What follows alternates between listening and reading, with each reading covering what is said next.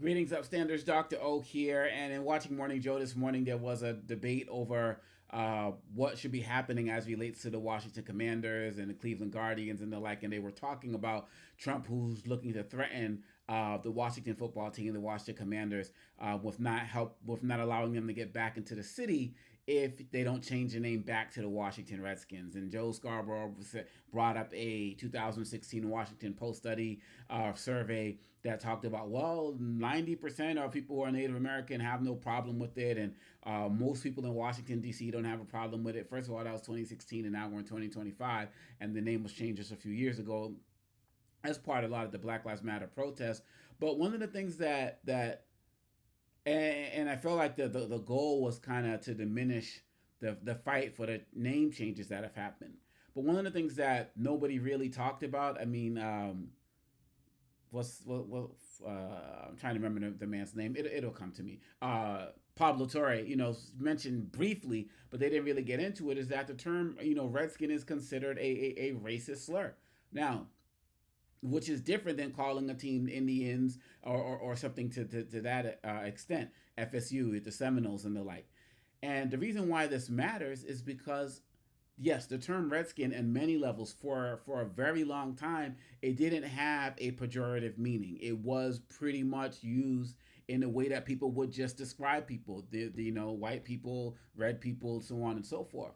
But over time, words can change. And over time, the term redskin started to become very derogatory in its usage. And people started to not want it to be used anymore.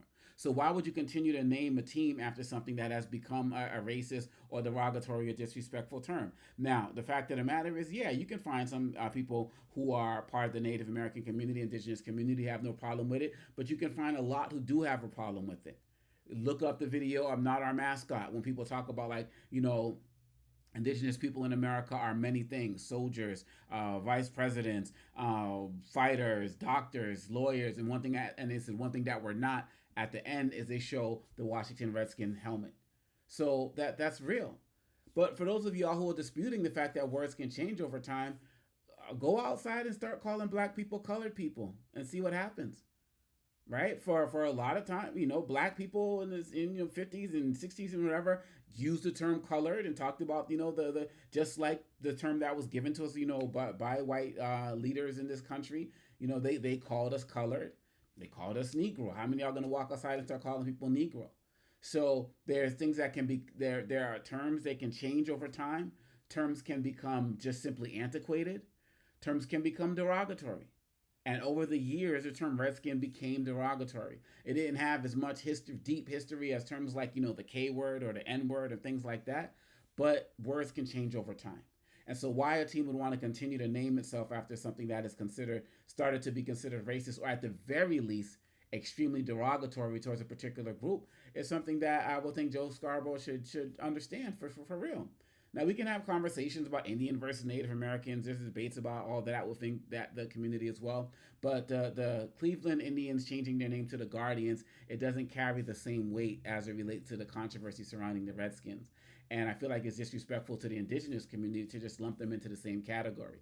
And one of the things Joe Scarborough said, that he didn't understand why some indigenous communities are working with some of these sports teams like the Seminoles and the like, and have no problems. Well, the fact of the matter is, I teach a class called cultural appropriation or appreciation, is that many indigenous communities have had their names or their logos or images of them, stereotyped images of them, used to sell merchandise and the like. And so what members of some of these indigenous communities have been doing with places like FSU and the like is creating respectful licensing agreements so that they can actually get a cut off of what's being used to put out their imagery.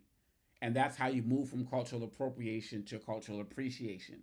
And so that's about in some communities where indigenous groups have been involved with the sports franchises. But that hasn't been the case with the Washington Redskins, and that hasn't been the case with many groups across the country. And some of these logos are racist. Have you noticed that many of you all that many of the sports logos? Now, obviously, you got Notre Dame, and the Fighting Irish, and you got the Boston Celtics with the leprechaun.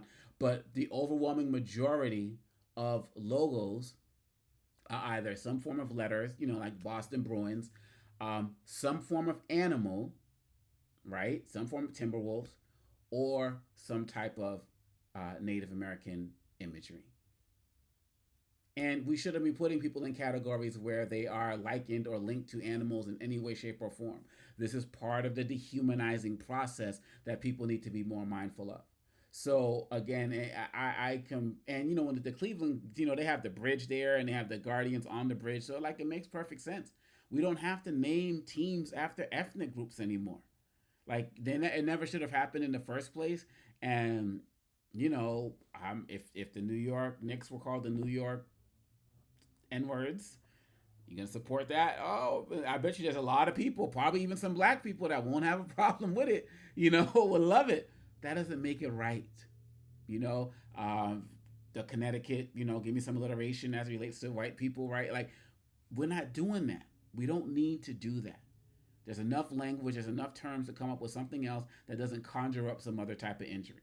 And so I think that it was great what the Washington Commanders did. I think it's great what the Guardians did. I think it's great for these stadiums to start saying we're not going to do like tomahawk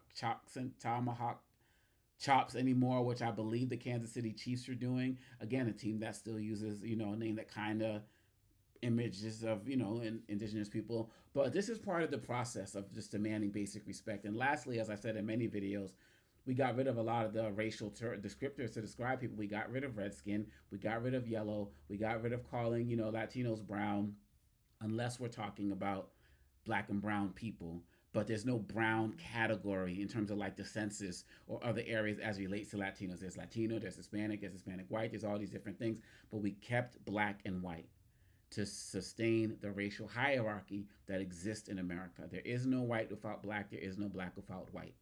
And so if we really want to have a conversation about getting rid of labels, let's have conversations about getting rid of all of it. Let me know what you think. Peace.